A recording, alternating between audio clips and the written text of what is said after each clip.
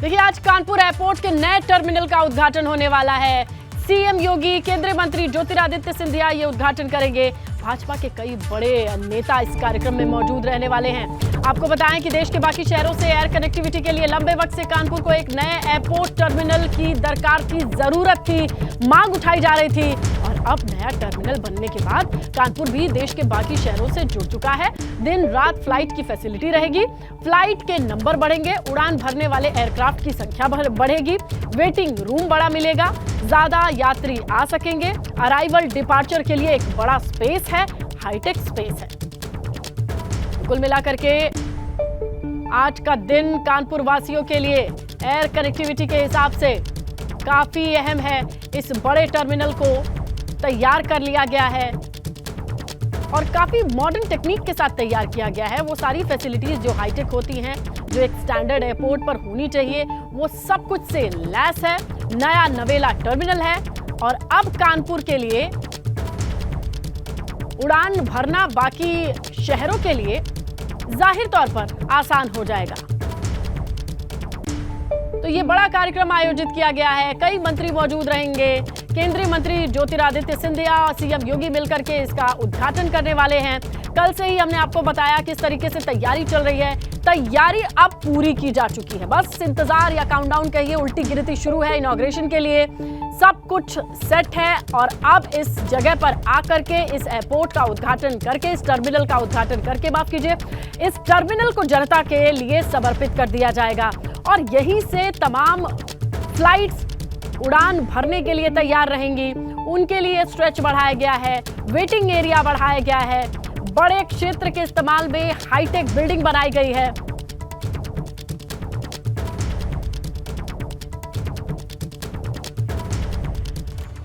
तो एयरपोर्ट पर दिखेगा पूरा कानपुर। कैसे? छोटे छोटे मिनिएचर हैं, ग्रीन पार्क स्टेडियम है, JK temple, monsoon temple, Bithoor के घाट, ऐतिहासिक इमारतों के सिंबल लगाए जाएंगे। टर्मिनल पे दाखिल होते ही ये सारी चीजें दिखाई देंगी। और कानपुर में कांस की झलक कैसे? देखिए, 24 घंटे विमान उड़ेंगे, 3 शहरों के लिए सीधी उड़ान और इसके अलावा दिव्यांग यात्रियों के लिए खास ट्रैक बनाया गया है। 8 चेक इन काउंटर होंगे, 300 यात्रियों के आवागमन की व्यवस्था होगी। यात्रियों के सामान के लिए कन्वेयर बेल्ट होंगे। कार पार्किंग का एरिया बनाया गया है, 150 कार एक साथ पार्क हो सकेंगी। तो कुल मिलाकर के आप समझिए कि हर एक स्टैंडर्ड पर खरा उतरने की पूरी कोशिश की गई है, चाहे वो पार्किंग हो, वेटिंग एरिया हो या फिर दिव्यांग लोगों की सुविधा की बात हो।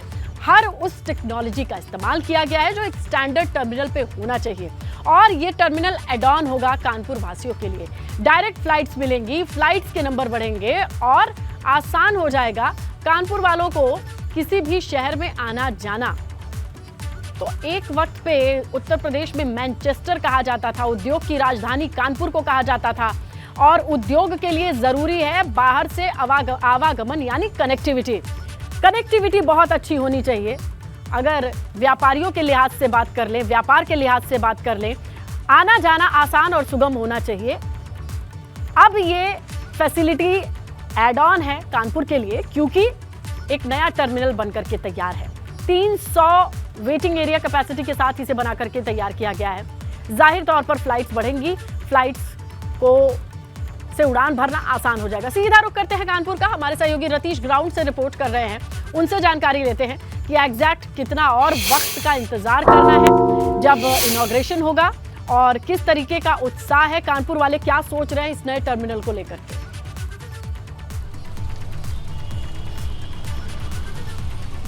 देखिए, कानपुर वासियों में काफ़ी ज़्यादा उत्साह है। 12:15 बजे का वो वक्त है जब मुख्यमंत्री योगी आदित्यनाथ कानपुर के चकेरी एयरपोर्ट पर पहुंचेंगे। उनके साथ केंद्रीय नागरिक उड्डयन मंत्री ज्योतिरादित्य सिंधिया भी होंगे। राज्य मंत्री जो MOS हैं, नागरिक उड्डयन मंत्रालय के जनरल VK सिंह रिटायर्ड, वो भी पहुंचेंगे।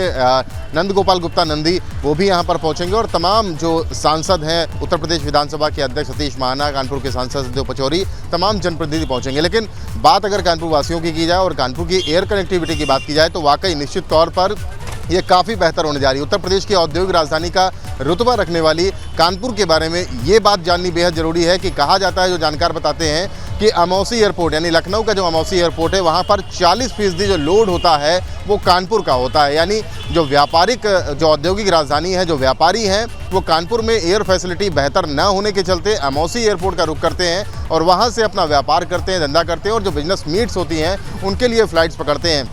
कानपुर की अगर बात की जाए तो फिलहाल जो एयरफोर्स का जो रनवे है और टर्मिनल है वहाँ से अभी तक संचालित करती आई हैं फ़्लाइट्स। मुंबई के लिए, बेंगलोर के लिए फ़्लाइट्स उड़ रही थी, दिल्ली के लिए उड़ रही थी, लेकिन अब ऐसा माना जा रहा है कि 3 अप्रैल पर 3 विमान को पार्क किया जा सकता है और 15 फ़्लाइट्स तक अब संचालन किया जाएगा। यानी अब बहुत बेहतर कंडीशन होगी यहाँ से देश के तमाम शहरों में, जो बड़े शहर हैं वहाँ पर जाने के लिए। इसमें अहमदाबाद का नाम लिया जा रहा है, हैदराबाद का नाम लिया जा रहा है, पुणे की सीधे कनेक्टिविटी होगी और तमाम ऐसी पहले बात होती आई हैं। तब जो बड़े अधिकारी हैं, जो बड़े नेता हैं वो सब कह रहे हैं कि कानपुर शहर की एयर कनेक्टिविटी आने वाले दिनों में बहुत बेहतर होने जा रही है और अब कानपुर देश के प्रमुख शहरों से जुड़ने जा रहा है। आज बड़ी सौगात कही जा सकती है क्योंकि व्यापारियों की जो छात्र हैं, जो प्रीमियर इंस्टीट्यूट्स हैं जैसे IIT यहाँ पर है, NSI है, इन सब के डेलीगेशन बाहर जाते हैं और जो फॉरेन डेलीगेशन है वो भी यहाँ पर आते हैं, लेकिन एयर कनेक्टिविटी बेहतर ना होने के चलते वो लखनऊ एयरपोर्ट पर उतरते हैं, मौसी एयरपोर्ट पर उतरते हैं और उसके बाद उनको यहाँ आना पड़ता है। जब कभी मैच होते हैं, इंटरनेशनल मैचेस होते हैं, तो जो टीम्स होती हैं उनको भी लखनऊ अमौसी एयरपोर्ट पर उतरना होता है और उसके बाद वो वाया बस सफ़र करते हैं और कई घंटे जाम में फंस जाते हैं। कई ऐसे इंटरनेशनल खिलाड़ी आए जिन्होंने ट्वीट करके ये बात कही कि कानपुर से लखनऊ जब वो गए, बस से ले जाए गए तो बहुत ज़्यादा जाम में उनको समस्याएं हुई। तो इन सब समस्याओं को दूर करने वाला ये फैसला है और बहुत बड़ी सौगात कानपुर में आज मिलने जा रही है कानपुर वासियों को। और आसपास के जो क्षेत्र हैं कानपुर से जुड़े हुए, कानपुर देहात, कन्नौज, इटावा, औरैया और फतेहपुर, तमाम ऐसे जनपद हैं जहाँ के यात्री कानपुर से आने वाले दिनों में फ़्लाइट्स पकड़ेंगे और इसीलिए इसका एक्सपेंशन किया जा रहा है। 16 गुना जो वर्तमान में टर्मिनल है उसका 16 गुना बड़ा टर्मिनल बनाया गया है। 150 करोड़ की लागत से 4 साल में इसे बनकर तैयार किया गया है और बहुत ज्यादा आधुनिक यहाँ पर मॉडल को देखा गया है। जो एयरपोर्ट स्टेशन पर एक स्पेस लेकर के बनाया जाता है वो बहुत टेम्पररी होता है, बहुत डिसिप्लिन के अंदर कम फ्लाइट्स के लिए ही संचालित किया जा सकता है। लेकिन अब एक नया टर्मिनल इसे प्रॉपरली डिफरेंशिएट करेगा एयरफोर्स स्टेशन और एक सिविल एयरपोर्ट में। तो देखना ये होगा कि आने वाले वक्त के लिए किस तरीके से लोगों के लिए फायदेमंद भी साबित होगा। आज की तस्वीरों पे नजर रहेगी रतीश। फिलहाल शुक्रिया जो जानकारी आपने साझा।